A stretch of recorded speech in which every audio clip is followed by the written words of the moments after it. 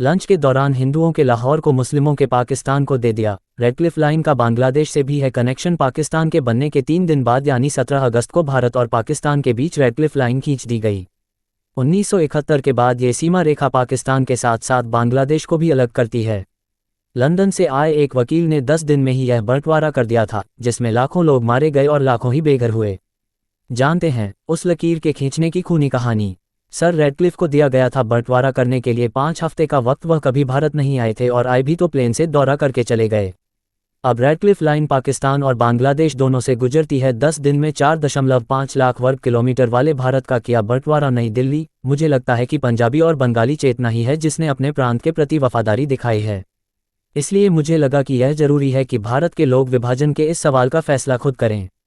भारत के अंतिम viceroy Lord Mountbatten ने एक रेडियो प्रसारण के दौरान हिंदुस्तानी आवाम से ये बातें कहीं। जब ये तय हो गया कि भारत का बंटवारा होकर रहेगा तो माउंटबेटन ने जून 1947 में लंदन में प्रैक्टिस करने वाले एक बैरिस्टर सर सिरिल रेडक्लिफ को बंगाल और पंजाब का बंटवारा करने के लिए बने 2 सीमा आयोग का चेयरमैन बना दिया। रेडक्लिफ इससे पहले कभी पेरिस के उस पार भी नहीं गए थे। माउंटबेटन के प्रस्ताव पर पहले तो सर रेडक्लिफ ने बंटवारा करने से यह कहकर मना कर दिया कि उन्हें इसका कोई अनुभव नहीं है। उन्होंने कहा, मैं कोई भूगोलवेत्ता भी नहीं हूं। मगर माउंटबेटन के जोर देने पर वह मान गए। हर कमीशन में तब कांग्रेस और मुस्लिम लीग की ओर से 4-4 प्रतिनिधि शामिल किए गए थे ताकि विवाद न बढ़े। 17 अगस्त को आखिरकार भारत पाकिस्तान के बीच रेडक्लिफ लाइन खींच दी गई। इतने बड़े देश का बॉर्डर तय करने के लिए बस 5 हफ्ते का समय। सर रेडक्लिफ 8 जुलाई को लॉर्ड माउंटबेटन के एक पत्र के बुलावे पर ब्रिटिश प्लेन से भारत आए। उन्हें करीब 4.5 लाख वर्ग किलोमीटर के दायरे में फैले हिंदुस्तान और 8.8 करोड़ हिंदुस्तानियों की किस्मत के बंटवारे के लिए बस 5 हफ्ते का ही समय दिया गया। वह प्लेन से ही दोनों आयोगों के सदस्यों से मुलाकात करने के लिए तत्कालीन कलकत्ता और लाहौर गए। उन्होंने कांग्रेस नेता जवाहरलाल नेहरू और पाकिस्तान की मांग करने वाली मुस्लिम लीग के अध्यक्ष मोहम्मद अली जिन्ना से मुलाकात की। अगर 3 साल और मिलते तो मैं बंटवारा बेहतर करता। कवि W.H. ऑर्डन ने 1966 में अपनी कविता पार्टीशन में भारत और पाकिस्तान के विभाजन में रेडक्लिफ की भूमिका का जिक्र किया है। तब बॉर्डर कमीशन के चेयरमैन रहते सर रेडक्लिफ ने कहा था कि मेरे पास कोई विकल्प नहीं था। इतने कम समय में मैं इससे बेहतर काम नहीं कर सकता था। अगर मेरे पास 2 या 3 साल होते तो मैं अपने काम को और बेहतर कर सकता था। वह इससे पहले कभी भारत नहीं आए थे और न ही वह भारत के बारे में जानते थे। एक सुनसान हवेली में बंद होकर दिन रात किया काम। कविता के अनुसार रेडक्लिफ एक सुनसान हवेली में बंद होकर पुलिस की सुरक्षा के बीच लाखों लोगों के भाग्य का फैसला करने के लिए जुट गए। भारत का मौसम गर्म था, ऐसे में उन्हें इस दौरान पेचिश भी हो गई।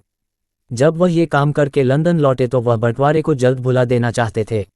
रेडक्लिफ को हमेशा ये लगता था कि उन्हें गोली मारी जा सकती है। माउंटबेटन को अपनी शर्त को पूरा करने की पड़ी थी। सर रेडक्लिफ ने 5 हफ्ते में बंटवारे पर आपत्ति जताई, मगर सभी पार्टियों का ये जोर था कि बंटवारा हर हाल में 15 अगस्त से पहले हो जाना चाहिए।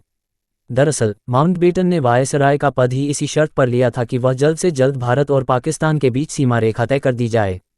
हालांकि राजनीतिक उठापटक के चलते ये सीमा लकीर 17 अगस्त को ही खींची जा सकी। रेडक्लिफ ने 9 अगस्त 1947 को अपना विभाजन का नक्शा पेश कर दिया, जिसमें पंजाब और बंगाल को लगभग आधे हिस्से में विभाजित कर दिया। नई सीमाओं की औपचारिक घोषणा पाकिस्तान की आज़ादी के 3 दिन बाद यानी 17 अगस्त 1947 को की गई। हिंदुओं के वर्चस्व वाले लाहौर को मुस्लिमों को दे दिया। 1976 में लंदन गए चर्चित पत्रकार कुलदीप नैयर ने रेडक्लिफ से मुलाकात की थी। अपनी किताब scoop inside stories from partition to the present और किताब the partition of India and Mountbatten के अनुसार रेडक्लिफ ने तब नैयर से कहा था, मुझे सीमारेखा खींचने के लिए 10-11 दिन मिले थे। मुझे सीमारेखा खींचने के लिए 10-11 दिन मिले थे। उस वक्त मैंने बस एक बार हवाई जहाज से दौरा किया था। उस वक्त मेरे पास जिलों के नक्शे भी नहीं थे। मैं लाहौर को भारत को देने वाला था, मगर मैंने देखा लाहौर में हिंदुओं की संपत्ति ज़्यादा है। उस वक्त पाकिस्तान के हिस्से में कोई बड़ा शहर नहीं था। ऐसे में मैंने लाहौर को भारत से निकालकर पाकिस्तान को दे दिया। अब इसे सही कहो या कुछ और, लेकिन ये मेरी मजबूरी थी। पाकिस्तान के लोग मुझसे नाराज हैं, लेकिन उन्हें खुश होना चाहिए कि मैंने उन्हें लाहौर दे दिया। Partition of India Ferozepur Pakistan जाते जाते रह गया था। रेडक्लिफ ने बंटवारे में पंजाब के फिरोजपुर जिले को हिंदुस्तान में देना तय किया था। हालांकि माउंटबेटन के दबाव में उन्हें यह फैसला बदलना पड़ा था। माउंटबेटन ने उन्हें लंच पर बुलाया और कई जगहों को इधर से उधर कर दिया गया। इनमें लाहौर, फिरोजपुर और जार तहसील भी शामिल थी। दरअसल नेहरू के दबाव में माउंटबेटन ने यह दबाव डाला था कि फिरोजपुर भारत को दिया जाए। अनडिफाइंड कुर्सी टेबल बल्ब से लेकर घोड़ागाड़ी तक भारत और पाकिस्तान ने कैसे बांटी थी संपत्ति, बेहद रोचक है बंटवारे की कहानी। रेडक्लिफ के सीमा बंटवारे में मारे गए 20 लाख लोग। रेडक्लिफ की वजह से दोनों पक्षों से करीब 1.5 करोड़ लोगों को जबरन बेघर होना पड़ा। इसमें से कई ऐसे भी थे जिन्हें पता चला कि नई सीमाओं ने उन्हें गलत देश में छोड़ दिया है। स्वतंत्रता के बाद हुई हिंसा में करीब 20 लाख लोगों को जान गंवानी पड़ी। सीमा के दोनों ओर हो रही तबाही को देखने के बाद रेडक्लिफ ने तब अपना 40,000 रुपये वेतन नहीं लिया। उन्हें 1948 में knight grand cross of the order of the British Empire का खिताब दिया गया था। 1971 की जंग के बाद पाकिस्तान से अलग हुए बांग्लादेश की भी रेडक्लिफ लाइन सीमा बनाती है। अनडिफाइंड लॉर्ड कर्जन के बंगाल विभाजन से शुरू हुई थी यह कहानी। भारत के बंटवारे की असली कहानी बंगाल विभाजन के उस प्रस्ताव से शुरू हुई थी जब लॉर्ड कर्जन भारत का गवर्नर जनरल बनकर आया। उसने देश में स्वदेशी आंदोलन को खत्म करने के लिए बंगाल विभाजन का प्रस्ताव दिया। हालांकि ये कभी सफल नहीं हो सका, मगर इसने बंटवारे की नींव तो रख ही दी। Doctor B.R. अम्बेडकर ने अपनी किताब थॉट्स ऑफ पाकिस्तान में जिन्ना की जमकर आलोचना की गई है। हालांकि उन्होंने अपनी किताब में बताया है कि पंजाब में मुस्लिम बहुल वाले 16 पश्चिमी जिले बताए, जबकि 13 पूर्वी जिलों में गैर मुस्लिम आबादी की बात कही। इसी तरह उन्होंने बंगाल में 15 ऐसे जिले बताए जो मुस्लिम बहुल थे। सूचना सिर्फ मान्यताओं और जानकारियों पर आधारित है। यहाँ ये बताना जरूरी है कि यह मेरा वीडियो किसी भी तरह की मान्यता जानकारी की पुष्टि नहीं करता है। किसी भी जानकारी या मान्यता को अमल में लाने से पहले संबंधित विशेषज्ञ से सलाह लें। धन्यवाद।